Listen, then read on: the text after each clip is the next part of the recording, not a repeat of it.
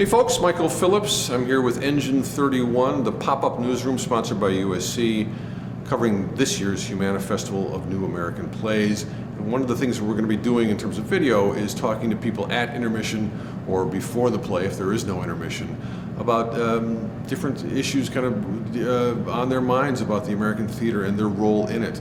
And one of the folks we're going to be talking to is a director this year, Lila Neugebauer, who said something very, very provocative, I thought, on a panel today of all the directors in this year's festival. And she said audiences, in her experience with new work, will put up with all sorts of controversial content and provocative material as long as the play itself is straight up naturalism, realism, realistic set, familiar characters, that sort of thing. But the minute you start monkeying with the form and structure and go in a more experimental vein, it's a challenge. And audiences, for whatever reason, may not be willing to go with a playwright when they go in that direction. And I asked her to follow up on that because I wanted to hear more.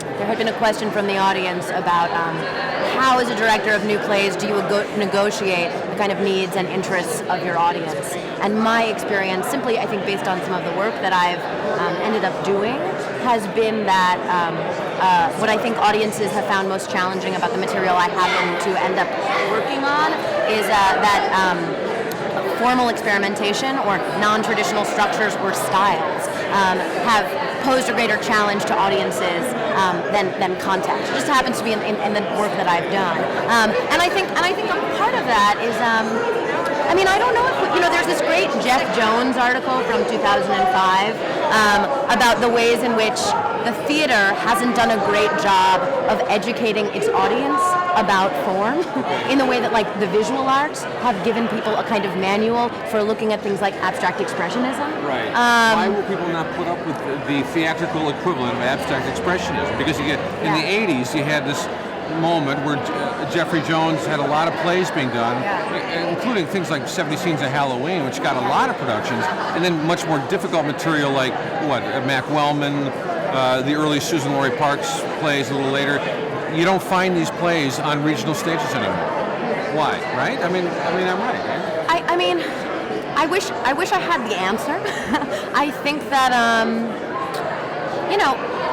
I would actually, I don't know what the why is. What I do think is that I feel like in the contemporary climate, I feel like part of my job right now as an artist is to begin to think about how to give audiences a way into that kind of work, or to hopefully make some sort of an argument that when you feel challenged by something at a purely formal level, that some degree of frustration or impatience or alienation or disorientation in your experience as a spectator might have value. That moments of discomfort or feeling totally on the outside of what's happening, in which you don't feel like the contract is clear, may have value. I think not always. Hopefully, if the piece has a degree of integrity and ultimate purpose in what it's doing with formal experimentation, we can find a way into that. I just think it's just a challenge.